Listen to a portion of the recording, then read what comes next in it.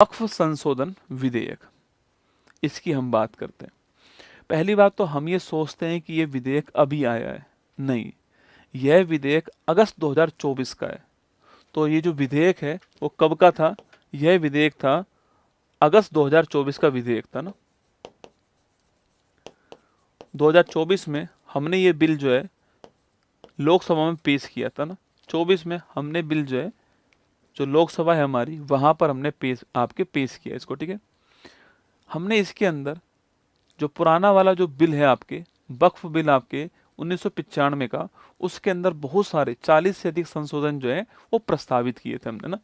ये जो बिल था इसमें हमने, इस वाली बात कर रहा हूँ यहाँ पर ना, हमने इस बिल के अंदर जो वक्फ, जो हमारा अधिनियम था, जो हमारा अधिनियम था 1995 का, हमने इसके अंदर 40 से अधिक संशोधन जो है वो पेश किए थे ना।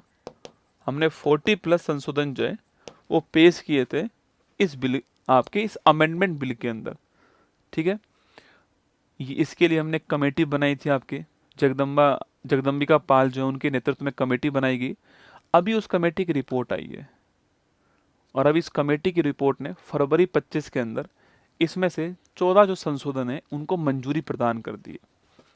तो अभी जो कमेटी की रिपोर्ट आई थी आपके 2025 के अंदर, इसमें से 14 संशोधन जो है इनको मंजूरी प्रदान कर दी है, ठीक है। अभी तक सारे के सारे संशोधन आपके मंजूर नहीं हुए, 14 को मंजूरी प्रदान कर दी है और उसके बाद में संशोधन बिल जो है लोकसभा के अंदर पेश कर दिया गया है, ठीक है। अब मुद्दा यहाँ पर यह आता है कि गुरुजी, पहली बात तो ये क्या है, ये संशोधन क्यों किया जा रहा है, क्या जरूरत पड़ गई? 3-4 क्वेश्चन आपके दिमाग में बन सकते हैं, ठीक है। तो पहला क्वेश्चन जो आपके दिमाग में बन सकता है वो ये हो सकता है कि वक्फ क्या है।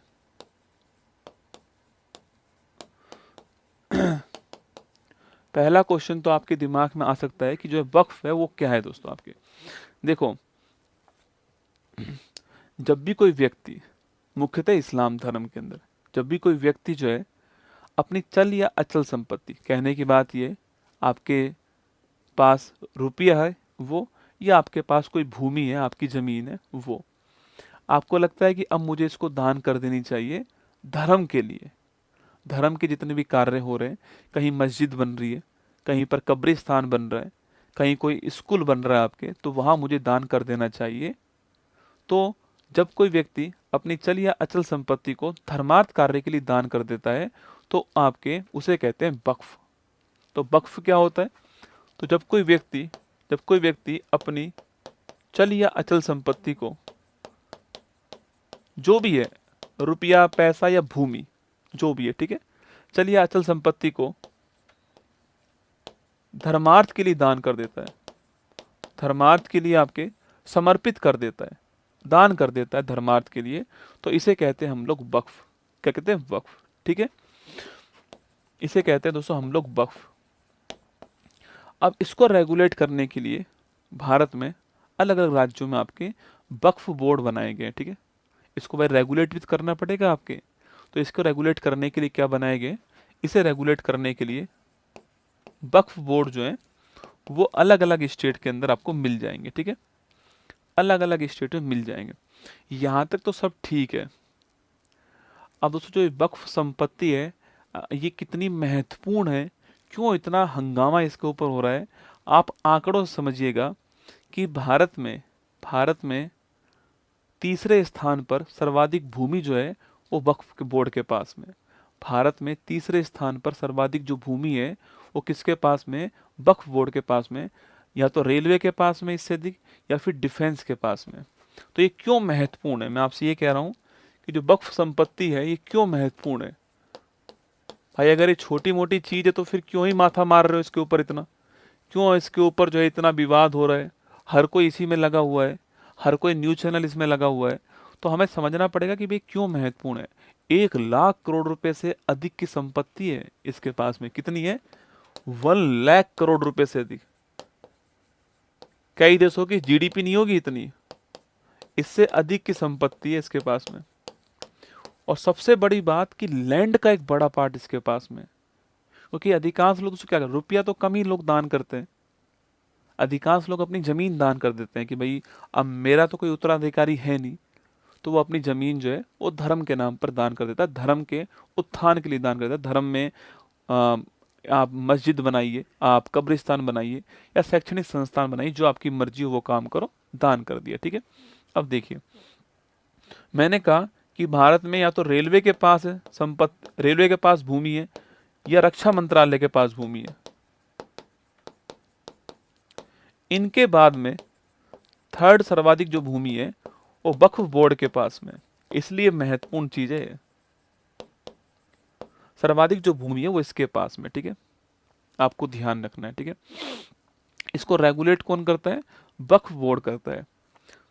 समस्या दोस्तों यहीं पर है असली में, अब समस्या क्या है, यहीं पर है एक्चुअली में। इसके पास में जो पिछला वाला जो अधिनियम था हमारा 1995 वाला, इसके पास में दो ऐसे अधिकार हैं जिन्होंने ये संशोधन पेश करवाया, वो दो ही अधिकार हैं ऐसे। संशोधन क्यों आया, ये संशोधन जो है वो क्यों आया, जरूरत क्या पड़ गई दोस्तों ना। संशोधन आने का जो कारण था वो था वक्फ बोर्ड। एक्चुअली में ये मनमानी कर रहा है अपनी, एक वर्ड में कहूंगा आपसे, मनमानी करने में लगा हुआ है। मतलब भारत में आप सोचिए, भारत में कोई बोर्ड है और वो बोर्ड जो है वो किसी धर्म का है, अब वो किसी भी धर्म का हो, भारत में कोई बोर्ड है और किसी धर्म का है, और वो बोर्ड ये कहे कि मेरा जो डिसीजन होगा वो सुप्रीम होगा भारत में, मतलब मेरा डिसीजन के खिलाफ आप अपील भारत में कहीं नहीं कर पाओगे। मेरी बात सुन रहे हो, ये लिखा हुआ है बाकायदा कि जो वक्फ जो न्यायाधिकरण होगा आपके, जो डिसीजन वो दे देगा कि भाई ये संपत्ति वक्फ बोर्ड की संपत्ति है। पहली बात तो किसी भी संपत्ति को वो वक्फ बोर्ड की संपत्ति घोषित कर सकता है, एक तो ये अधिकार इसके पास में, अपने धर्म की किसी भी संपत्ति को, किसी भी व्यक्ति की संपत्ति को वो वक्फ बोर्ड की संपत्ति घोषित कर सकता है। तो एक तो पहला तो अधिकार ये हो गया, किसी भी संपत्ति को, किसी भी संपत्ति को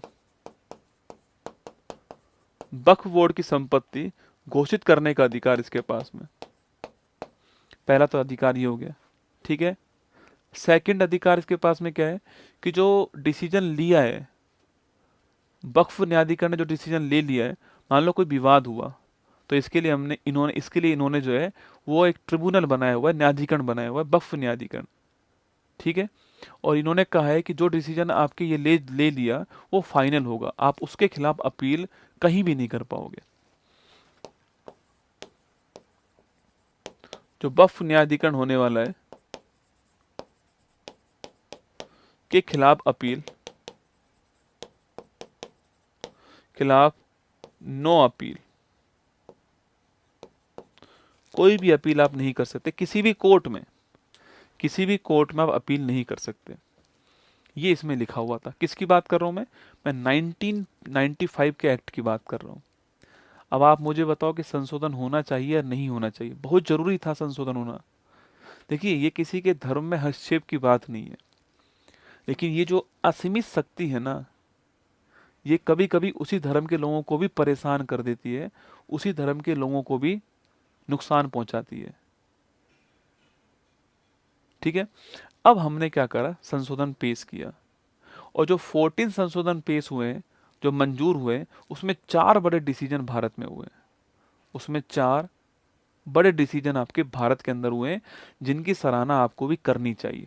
देखिए वो कौन कौन से हुए। तो आपको ये बैकग्राउंड समझ में आ गया कि वक्फ क्या है, वक्फ की संपत्ति इतनी महत्वपूर्ण क्यों है, संशोधन हम क्यों लेकर आए। तो मैंने आपको ये समझाने का प्रयास किया। अब बात करते हैं बदलाव की, अब बात करते हैं चेंजेस की। क्या क्या बदलाव इस बिल में, अमेंडमेंट बिल में प्रस्तावित हैं जिनको मंजूरी मिल चुकी है। पहला, कि जो वक्फ है वो किसी भी संपत्ति को दे, मतलब कोई भी आपके व्यक्ति है, मान लो कि मेरी संपत्ति थी और मेरा कोई भी आगे पुरुष उत्तराधिकारी नहीं था, तो वक्फ ने मेरी संपत्ति ले ली कि आपका कोई उत्तराधिकारी तो है नहीं आगे, आप संपत्ति हमें दे दीजिए, हमने ले ली उस संपत्ति को। इस संशोधन में कहा गया है कि अगर महिला उत्तराधिकारी है तो आप उसके अधिकार से उसको वंचित नहीं कर सकते, उसका भी संपत्ति में अधिकार है। तो ध्यान रखना, पहला बदलाव है महिला उत्तराधिकारी, उसकी बात कही गई है ना। जो महिला उत्तराधिकारी है, इसका अधिकार है, इसका अधिकार है संपत्ति में हक, ठीक है। तो किसी व्यक्ति ने कोई संपत्ति वक्फ को दी है, लेकिन उससे पहले अगर महिला उत्तराधिकारी है तो आपको संपत्ति उसे देनी पड़ेगी, आप सीधा वक्फ को नहीं दे सकते, ये उन्होंने कहा है। पहले तो ये था कि पुरुष उत्तराधिकारी नहीं है तो संपत्ति वक्फ के पास पहुंच जाएगी, ठीक है। सेकंड बड़ा बदलाव, कोई भी सरकारी संपत्ति वक्फ बोर्ड के पास में नहीं जाएगी, कोई भी सरकारी संपत्ति को वक्फ नहीं माना जाएगा, और अगर किसी को माना गया है तो उसको वापस किया जाएगा। तो लिखिएगा, सेकंड बदलाव है कि सरकारी संपत्ति जो है, हाँ ये सच बात है, सरकारी संपत्ति भी वक्फ बोर्ड के पास में है कई जगह पर, क्योंकि उसने जो कह दिया ना, कि उसने कह दिया कि ये संपत्ति वक्फ बोर्ड की है, वो हो गई उसकी, ऐसा था मामला। सरकारी संपत्ति वक्फ में नहीं जाएगी, सरकारी संपत्ति वक्फ में नहीं जाएगी, गई है तो वो हटेगी, ठीक है। थर्ड पॉइंट, किसी संपत्ति पर स्वामित्व किसका है ये तय करने का अधिकार कलेक्टर का होगा। किसी संपत्ति पर किसका स्वामित्व है ये तय करने का अधिकार किसका होने वाला है, जिला कलेक्टर का होने वाला है। वक्फ तय नहीं करेगा कि संपत्ति पर अधिकार किसका है, स्वामित्व किसका है, ये वक्फ तय नहीं करेगा, ये तय कौन करेगा, ये जिला कलेक्टर तय करेंगे।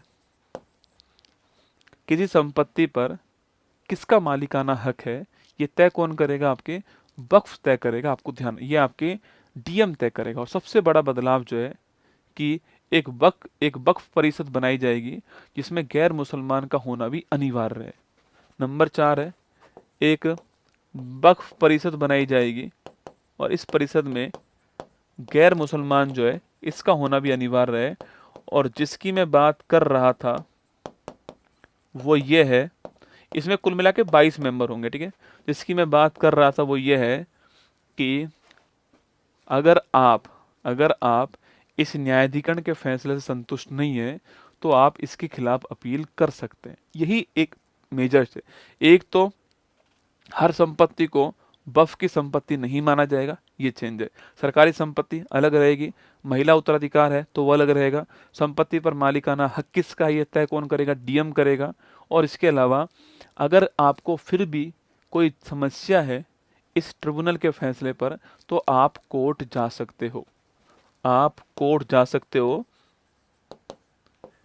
90 दिनों के अंदर, 90 डेज के अंदर आप कोर्ट जाइए। इसमें कोर्ट का फैसला फाइनल फैसला होगा। और ये बहुत जरूरी है, जहां पर संविधान है, जहां पर लोकतंत्र है, वहां पर कोर्ट क्यों बनाई गई थी, तो कोर्ट इसलिए बनाई गई थी, ठीक है, कोर्ट इसीलिए बनाई गई थी। तो ये साफ साफ कहा गया है यहाँ पर कि अगर आप ट्रिब्यूनल के फैसले से अगर आप संतुष्ट नहीं है, आपको लगता है कि मुझे इसके खिलाफ अपील करनी है। तो भारत में ऐसा होता है, आप डिस्ट्रिक्ट कोर्ट के फैसले से संतुष्ट नहीं है, आप हाई कोर्ट जाओगे, हाई कोर्ट से नहीं है सुप्रीम कोर्ट जाओगे, सुप्रीम कोर्ट से नहीं है दोबारा आप अपील करोगे सुप्रीम कोर्ट में। तो ऊपर अपील करने का अधिकार तो हर किसी के पास में, तो यहाँ पर क्यों ना हो। तो यहाँ पर साफ साफ कह दिया कि ट्रिब्यूनल के फैसले से आप संतुष्ट नहीं है तो आप कोर्ट जा सकते हैं, 90 दिनों के अंदर आपको जाना पड़ेगा कोर्ट, ये यहाँ पर कहा गया है। अब विवाद क्यों हो रहा है, डिस्प्यूट क्यों दोस्तों हो रहा है, तो देखो इसमें जो वक्फ है उसकी शक्ति कंट्रोल में आएंगी, रेगुलेशन में आएंगी, उनके ऊपर भी गवर्नमेंट का रेगुलेशन बढ़ जाएगा। यस या नो, उनकी जो मनमानी है वो समाप्त होगी यहाँ पर, पहली बात तो, ठीक है, ये सब यहाँ पर होने वाला है, मनमानी समाप्त होगी, ठीक है। और एक दूसरा ये वाला डिसीजन जो था कि कोर्ट ऊपर बैठ गई है अब जो है, तो ट्रिब्यूनल का फैसला फाइनल फैसला नहीं होगा, ये यहाँ पर था। तो ये पूरा डिसीजन है, ये संशोधन यहाँ पर लागू हुए, ठीक है। अब इसका इंटरप्रिटेशन कौन कैसे कैसे करेगा वो अलग अलग पार्टी का अलग अलग काम है। मैं किसी पार्टी की तरफ से आपसे नहीं कह रहा हूँ, मैं आपको वो बता रहा हूँ कि जो इस संशोधन के अंदर किया गया है, ठीक है। तो ये विवाद था और ये बदलाव जो है वो आपके सामने, मैंने आपको समझाने का प्रयास किया है, इसको आसान भाषा में समझाने का प्रयास किया है। हो सकता है कुछ और बदलाव भी होंगे, कुछ और चेंज भी होंगे, सेक्शन 40 भी है आपके, तो बहुत सारी बातें और भी हो सकती है, पर मैंने आपको यहाँ पर जो है जो महत्वपूर्ण बातें हैं वो मैंने आपको करने का प्रयास यहाँ पर किया है। तो चलिएगा, ऑल द बेस्ट आप सभी को, ध्यान रखना अपना। जय हिंद, थैंक यू।